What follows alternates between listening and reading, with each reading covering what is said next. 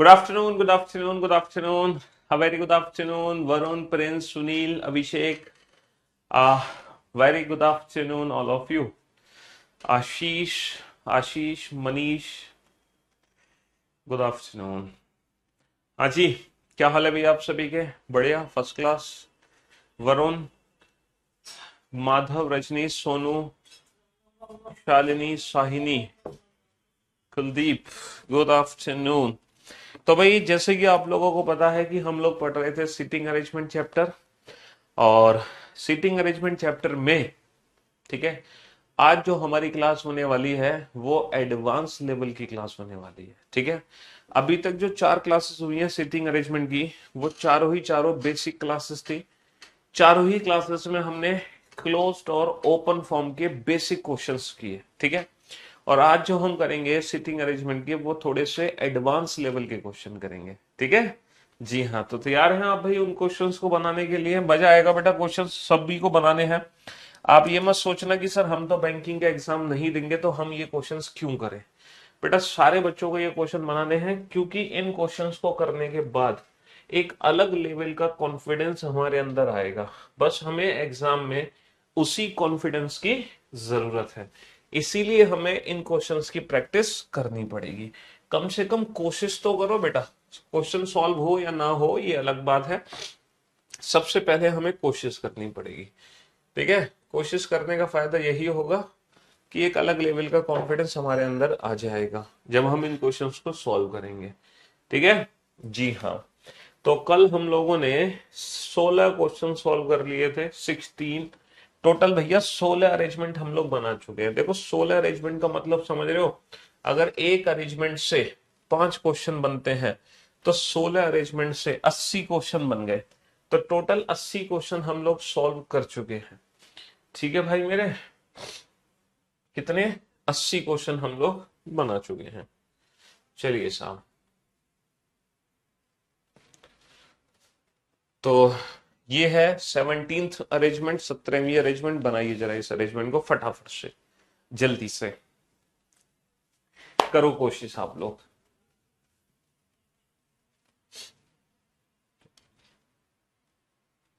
अरे ये वाला क्वेश्चन तो हम कर चुके हैं, 17वां क्वेश्चन तो हो गया। 17वीं अरेंजमेंट तो हो चुकी है भाई, ये वाला क्वेश्चन तो हम करा चुके हैं। अरेंजमेंट होगी 18th। शिट, चलिए कोई बात नहीं।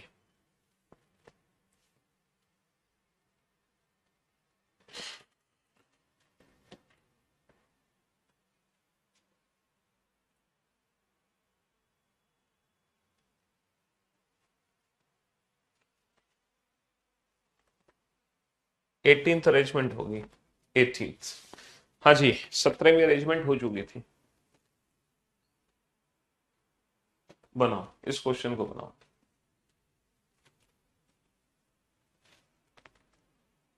करो कोशिश। एक कोशिश आप लोगों की तरफ से। हाँ जी, हाँ भाई पहली स्लाइड है। 17वीं अरेंजमेंट हो चुकी है, यानी कि 17 पंजे 85। 85 क्वेश्चन हम कर चुके हैं। बनाइए फटाफट।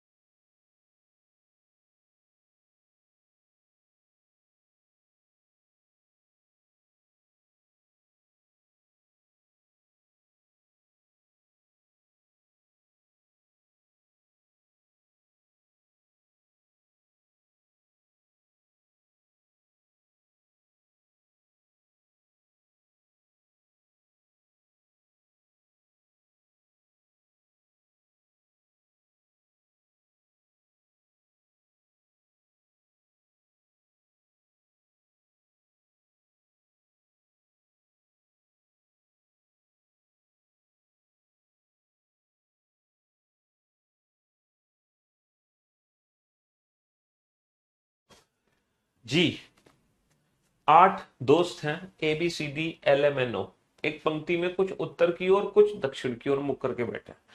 मतलब एक सिंगल रो वाला क्वेश्चन है जिसमें कुछ लोगों का फेस नॉर्थ में है और कुछ लोगों का फेस साउथ में। हमें ये नहीं पता किसका फेस नॉर्थ में है किसका साउथ में है। यदि एक महीने का 27वां दिन शुक्रवार है तो बेटा 27 तारीख को क्या है, शुक्रवार। तो उस महीने का चौथा दिन क्या होगा, तो मेरे भाई 4 तारीख को कौन सा दिन होगा। देखो 27 का फ्राइडे है तो 4 का क्या होगा, 27 और 4 में कितने दिनों का अंतर है सर, 27 और 4 में 23 दिनों का अंतर है। 23 दिन में कितने ऑड डेज बनते हैं, रिमाइंडर ऑफ 7 भैया, 7 या 21 कितना बचा, दो दो ऑड डेज बन गए। अब आप 27 से 4 तारीख पे जा रहे हो तो कैलेंडर में पीछे जा रहे हो, तो जो दो ऑड डेज हैं उसको माइनस का 2 कर दो। तो फ्राइडे माइनस का 2 क्या होगा, वेंसडे। भाई शुक्रवार में से 2 घटा दो तो गुरुवार और बुधवार, बुधवार आंसर आ गया। इसमें क्या दिक्कत है भाई, अगर ये बेसिक क्वेश्चन नहीं कर पाओगे तो कैसे काम चलेगा। क्यों भाई।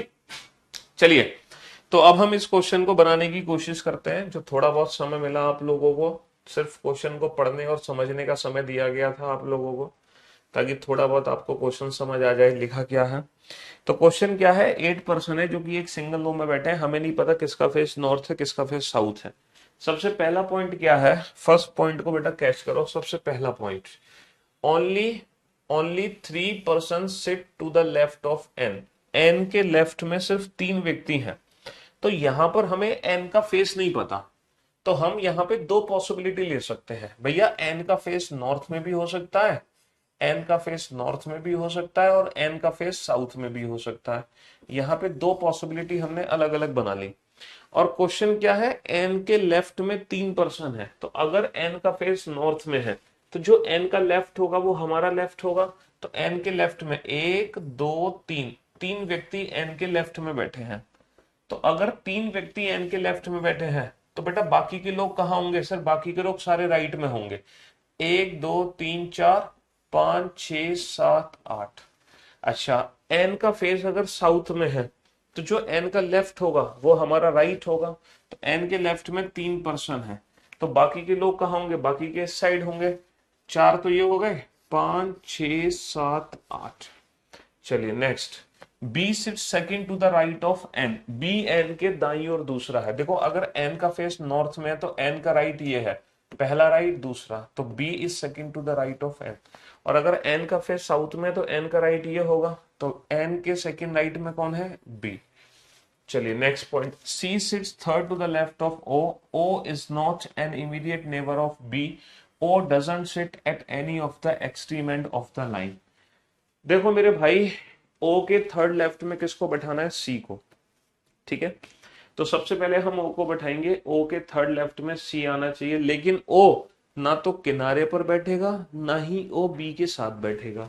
तो देखो ओ की पॉसिबिलिटीज खत्म करो। ओ बी के साथ नहीं आएगा, ओ बी के साथ नहीं आएगा, ओ किनारे पर भी नहीं आएगा, ओ किनारे पर भी नहीं आएगा। तो ओ के बैठने की सिर्फ 2 जगह बची, 1 और 1 2। और ओ को ऐसी जगह बैठाओ ताकि वहां से थर्ड लेफ्ट पे सी आ सके। अगर ओ का face, O doesn't sit at any extreme end, O is not an immediate neighbour of B, है ना, और C sits third to the left of O. अब या तो ओ यहां आएगा या तो ओ यहां आएगा। अगर मैं ओ को यहां बैठाऊं तो बेटा ओ का जो थर्ड लेफ्ट है वो इस साइड तो बन नहीं पा रहा, 1 2 3 यहां बन पा रहा है। और अगर मैं ओ को यहां बैठाऊं तो जो ओ का थर्ड लेफ्ट है वो इस साइड तो बन नहीं पा रहा, और ओ का थर्ड लेफ्ट बेटा इस साइड भी नहीं बन पा रहा, क्योंकि ओ के थर्ड लेफ्ट पे सी को आना है, यहाँ पे बी ऑलरेडी बैठा है। इसका मतलब है ओ कुल मिलाकर यहां भी नहीं आ सकता, ओ कुल मिलाकर यहां भी नहीं आ सकता, समझ रहे हो। तो ओ जो है अल्टीमेटली यहां बैठेगा, और ओ के थर्ड लेफ्ट पे सी है।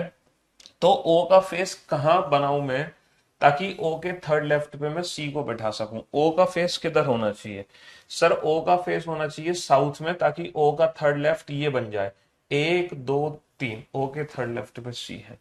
देखो ओ बी का नेबर नहीं है, ओ जो है वो किनारे पर नहीं है। ओ को मैं यहां बैठाऊंगा या फिर यहां बैठाऊंगा। अगर मैं ओ को यहां बैठाता हूं तो बेटा ओ का थर्ड लेफ्ट ना तो ये बन पाएगा और ना ही ओ के थर्ड लेफ्ट पे इस साइड सी आ पाएगा। इसका मतलब ओ यहां भी नहीं है, तो फाइनली ओ यहां आएगा।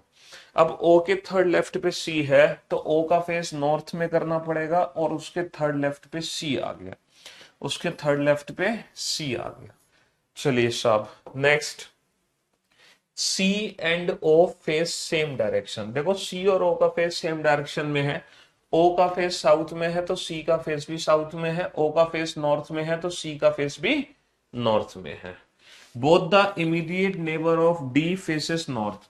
बेटा जो डी के इमीडिएट नेबर है उन दोनों का फेस नॉर्थ में है, तो डी को मैं यहां नहीं बैठा सकता, डी को मैं यहां नहीं बैठा सकता, दोनों इमीडिएट नेबर का फेस नॉर्थ में नहीं है, डी को मैं यहां नहीं बैठा सकता, तो 100% डी यहां है, और डी के दोनों इमीडिएट नेबर का फेस नॉर्थ में है।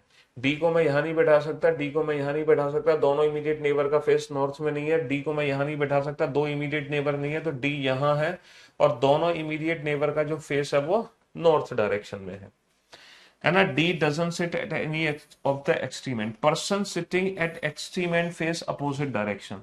जो पर्सन किनारे पर बैठे हैं उनका मुख एक दूसरे के विपरीत है, एक का फेस नॉर्थ में है तो दूसरे का फेस साउथ में होगा, एक का फेस अगर नॉर्थ में है तो दूसरे का फेस साउथ में होगा। अभी तक हमारी दोनों ही अरेंजमेंट एकदम परफेक्ट है, कोई भी अरेंजमेंट गलत नहीं है। Both the immediate neighbours of N face same direction. N के जो इमीडिएट नेबर है उनका फेस एक ही डायरेक्शन में, इसका भी साउथ इसका भी साउथ। एन के जो दोनों इमीडिएट नेबर है इनका फेस सेम डायरेक्शन में, इसका भी नॉर्थ तो इसका भी फेस नॉर्थ में होगा।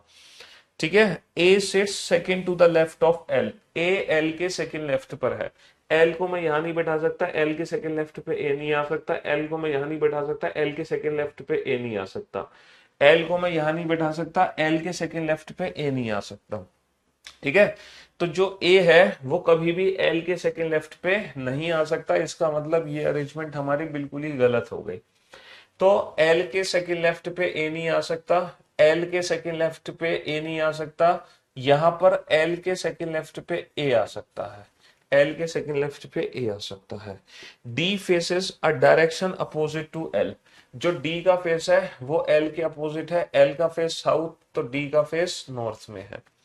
और जो पर्सन बचा वो कौन सा पर्सन बचा बेटा, A B C D, A B C D और एल एम एन ओ। और ये अरेंजमेंट हमारी कंफर्म हो गई, और ये अरेंजमेंट हमारी गलत हो गई। ठीक है। हाँ जी। चलिए साहब, तो मैं उम्मीद करता हूं ये क्वेश्चन आप सभी को समझ आ गया होगा। दो पॉसिबिलिटीज हमें बनानी पड़ी, लेकिन अल्टीमेटली हमने इस क्वेश्चन को बना दिया। कोई भी एक्स्ट्रा एफर्ट की जरूरत नहीं है, पॉसिबिलिटीज बनाते जाओ, आंसर पाते जाओ, बड़े प्यार से पॉसिबिलिटीज बनेंगी। हड़बड़ाहट और घबराने की जरूरत हमें बिल्कुल भी नहीं है। ठीक है भाई। अभी आप इस क्वेश्चन को पढ़ना है, ये है खतरनाक क्वेश्चन, ये है खतरनाक सा क्वेश्चन, ये है खतरनाक सा क्वेश्चन।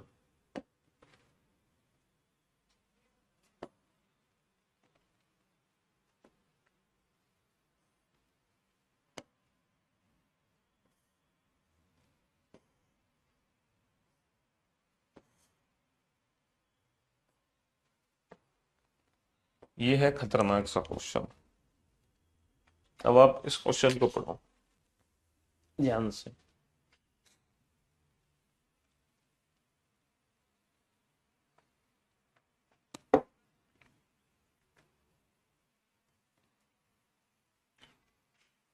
कोशिश करो बेटा, आप लोगों को एक छोटी सी कोशिश करनी है। कम से कम आप क्वेश्चन नहीं बना पा रहे हो तो क्वेश्चन को पढ़कर उसकी लैंग्वेज को समझने की कोशिश करो, क्योंकि इतने बड़े बड़े क्वेश्चन को पढ़ने की आदत डालो। समझ रहे हो?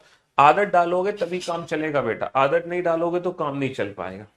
तो एटलीस्ट इस लैंग्वेज को पढ़कर समझने की कोशिश करो कि ये लैंग्वेज क्या है, क्या नहीं है, इसका मीनिंग क्या है।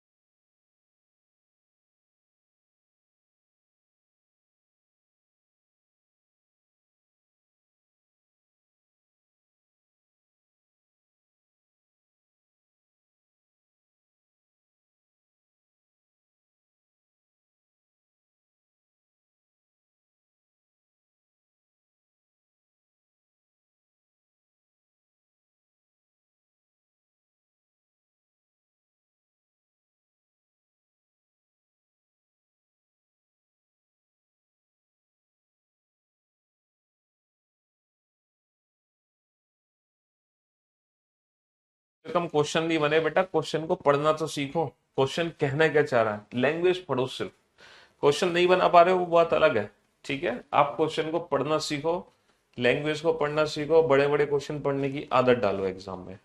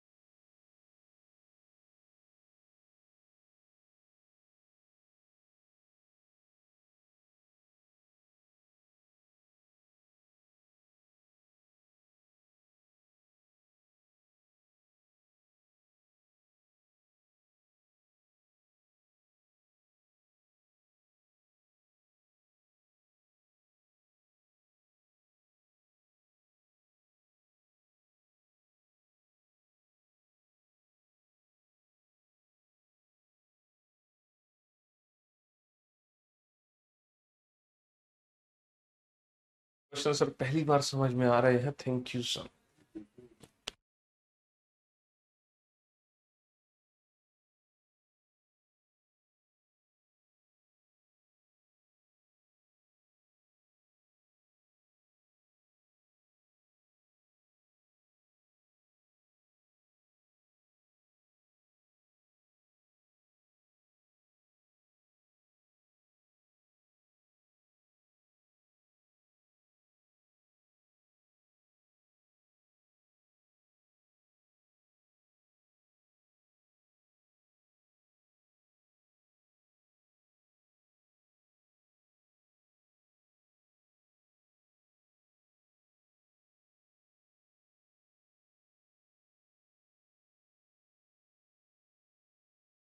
साहब, तो अब हम इस क्वेश्चन को बनाने की कोशिश करते हैं। जितना भी टाइम आपको मिला वो काफी है आप लोगों के लिए।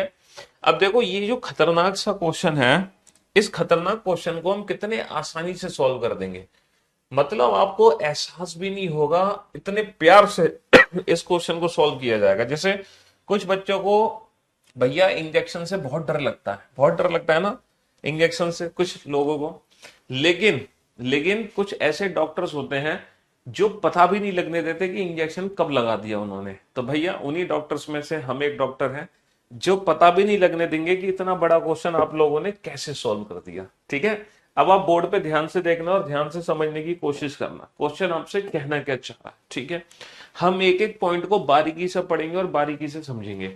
देखो क्वेश्चन की जो डेफिनेशन है वो क्या है, यहां से लेकर यहां तक क्वेश्चन की डेफिनेशन क्या है कि टोटल 11 लोग हैं जो कि एक पंक्ति में बैठे हैं, सबका फेस कहां है, नॉर्थ डायरेक्शन में। 11 लोगों को पंक्ति में बैठाना है, सबका फेस नॉर्थ डायरेक्शन में। 11 में से 4 ऐसे लोग हैं जिनके पास पैसे हैं, मतलब कुछ सिक्के हैं, 4 लोगों के पास, सिर्फ 11 में से।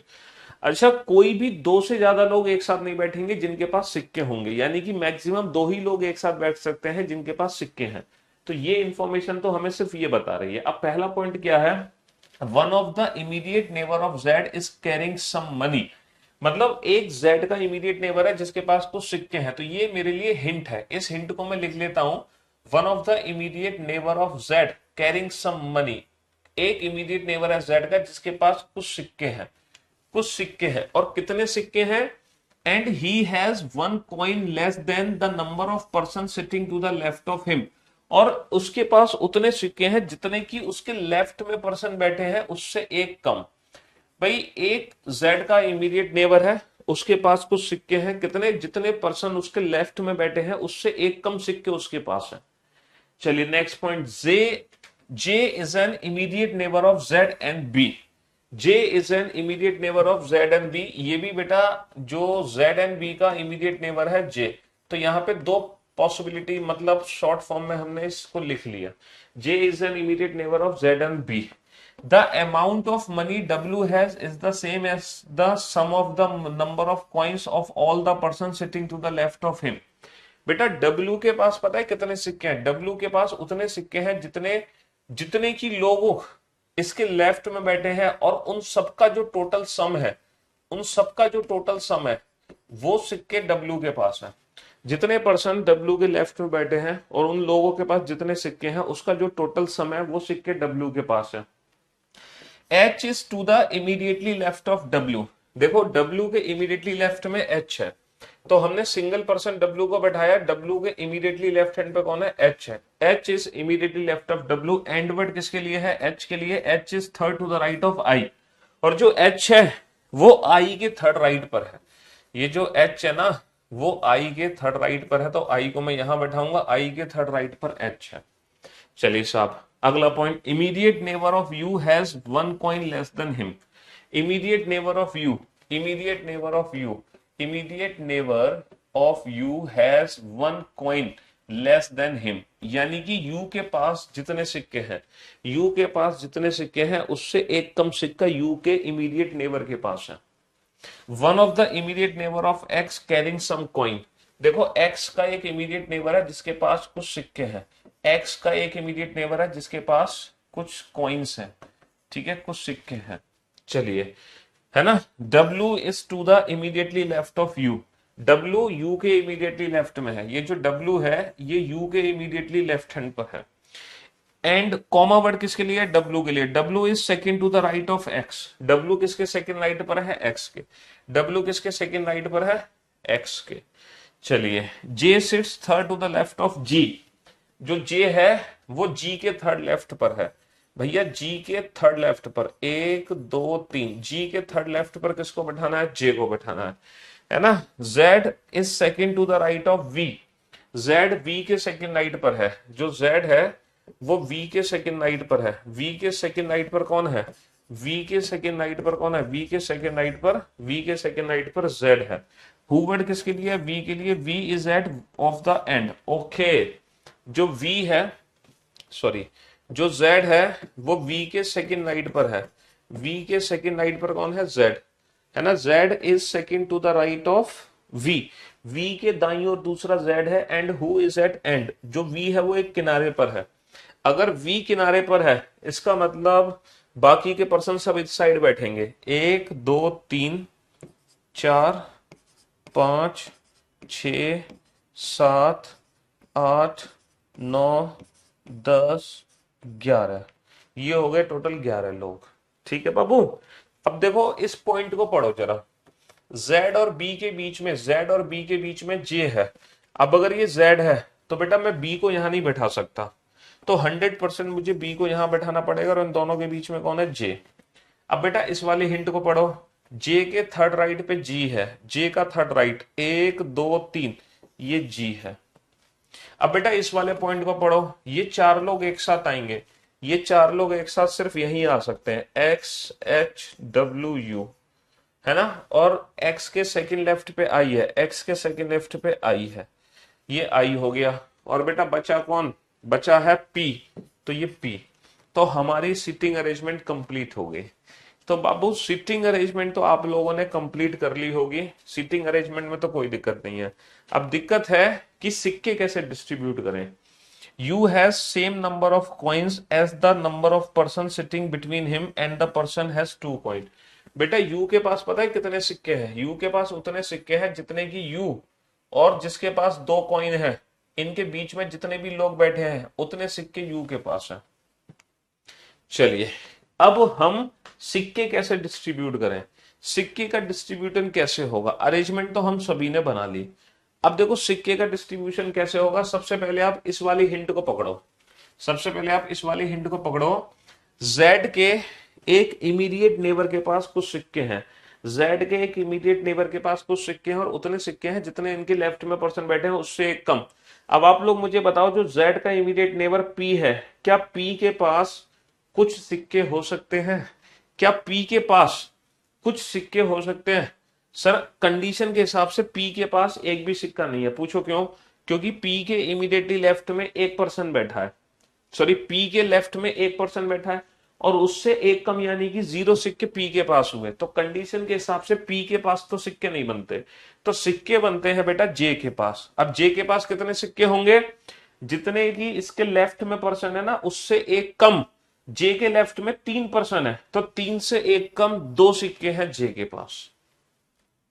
तो यहां से सिक्कों को डिस्ट्रीब्यूट करने की शुरुआत होगी। वेल्डन प्रियंका, शाबाश। यहां से सिक्कों को डिस्ट्रीब्यूशन करने की शुरुआत की जाएगी। अब आप पढ़ो बेटा ये वाला पॉइंट, यू के पास सिक्के दो। देखो यू के पास कितने सिक्के हैं? जितने की यू और जिसके पास 2 सिक्के हैं, इनके बीच में जितने भी पर्सन है उतने सिक्के यू के पास हैं। तो इनके बीच में कितने पर्सन है? 1 2 3 4 5 6। तो बेटा यू और जिसके पास 2 सिक्के इनके बीच में 6 पर्सन है, तो यू के पास 6 सिक्के हैं, यू के पास 6 सिक्के हैं। अच्छा चलिए अब बेटा इस वाले पॉइंट को पढ़ते हैं। आ, आ, आ, डब्ल्यू के पास भी कुछ सिक्के हैं और immediate neighbour of x, x का एक इमीडिएट नेबर है उसके पास भी कुछ सिक्के हैं। अच्छा जो एक्स का इमीडिएट नेबर है 2 है, एच के पास सिक्के नहीं हो सकते। पूछो क्यों? क्योंकि कोई भी 2 से ज्यादा लोग एक साथ नहीं बैठेंगे जिनके पास सिक्के हैं। तो जो एक्स का इमीडिएट नेबर है जिसके पास सिक्के हैं वो बेटा जी है, जी। तो जी के पास सिक्के होंगे। ओके अब यू के पास कितने सिक्के हैं बेटा? Immediate neighbour of you, immediate neighbour of you, you के पास कितने सिक्के हैं? यू के इमीडिएट नेबर के पास जितने सिक्के यू के पास हैं उससे एक कम। तो यू के पास 6 सिक्के हैं, तो 6 से एक कम 5 सिक्के डब्ल्यू के पास है, 5 सिक्के डब्ल्यू के पास है। और बेटा डब्ल्यू के पास कितने सिक्के होंगे? डब्ल्यू के पास उतने सिक्के हैं जितने इनके लेफ्ट में पर्सन बैठे हैं, इनका जो टोटल सम है वो सिक्के डब्ल्यू के पास है। तो बेटा लेफ्ट में इन दोनों का टोटल सम होना चाहिए 5। तो बेटा 2 सिक्के यहां है तो 3 सिक्के यहां है। तो ये सिक्के बेटा, ये सिक्कों का डिस्ट्रीब्यूशन हो गया, ये सिक्कों का डिस्ट्रीब्यूशन हो गया। तो इंजेक्शन इस तरीके से लगा कि पता ही नहीं चला कि हमारे इंजेक्शन लग चुका है। हाँ जी, तो इतना खतरनाक सा क्वेश्चन इतने प्यार से सॉल्व हुआ कि आपको एहसास भी नहीं हुआ कि ये क्या हो गया। तो जितना पेशेंस हम अपने अंदर रखेंगे, जितना कॉन्फिडेंस हम अपने अंदर रखेंगे, उतने ही प्यार से हम क्वेश्चन को बना पाएंगे। जितना हड़बड़ाहट हम करेंगे, जितनी जल्दबाजी हम करेंगे, उतनी ही गड़बड़ क्वेश्चन के अंदर होगी। क्योंकि इतनी बड़ी इंफॉर्मेशन में अगर एक भी सिंगल पॉइंट आपने जल्दबाजी में गलत पढ़ लिया या गलत समझ लिया तो आपकी पूरी मेहनत बेकार हो जाएगी। तो हमें हर पॉइंट को बहुत अच्छे से समझना है, बहुत अच्छे से पढ़ना है। किसी भी सिंगल पॉइंट को समझने और पढ़ने में दिक्कत नहीं होनी चाहिए। ठीक है? हाँ जी। Love you all. शुक्रिया, थैंक यू सो मच।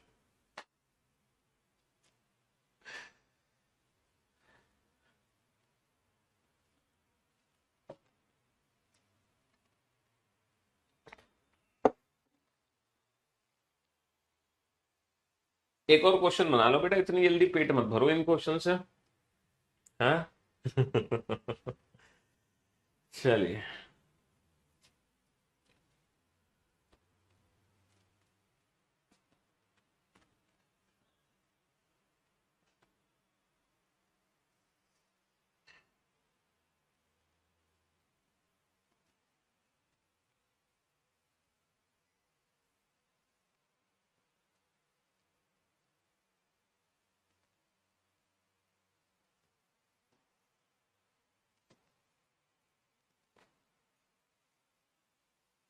चलिए साहब,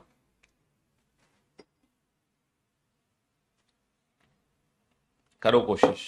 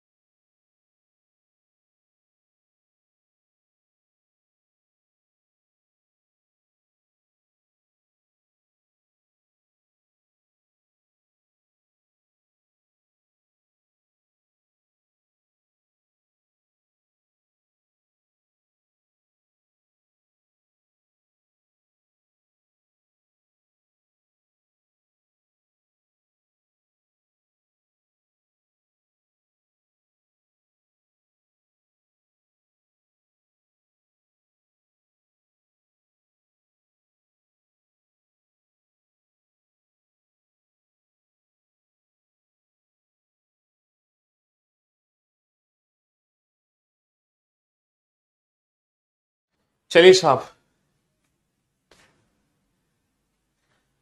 तो ये भी एक बहुत बड़ा सा क्वेश्चन है, देखते हैं इस क्वेश्चन को बनाने की कोशिश करते हैं। 8 फ्रेंड्स हैं, ठीक है।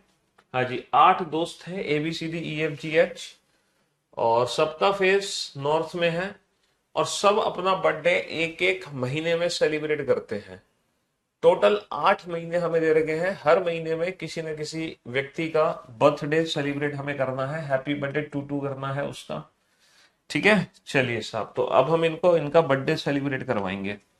तो पहला पॉइंट क्या है, A sits third to the right of D. A D के दाईं ओर तीसरा है, A sits third to the right of D. तो डी को हम बैठा सकते हैं सिंगल पर्सन को, और ए इसके थर्ड राइट में है, 1 2 3, A sits third to the right of G. Only one person sit between A and the one whose birthday in the month which has 30 days. अब आप ये देखो, जो दिए गए महीने हैं उनमें से 30 दिन के महीने कौन कौन से हैं। सर जनवरी 30 का नहीं है, फरवरी 30 का नहीं है, मार्च 30 का नहीं है, अप्रैल 30 का है, मई 30 का नहीं है, जून 30 का है, जुलाई अगस्त 30 का नहीं है।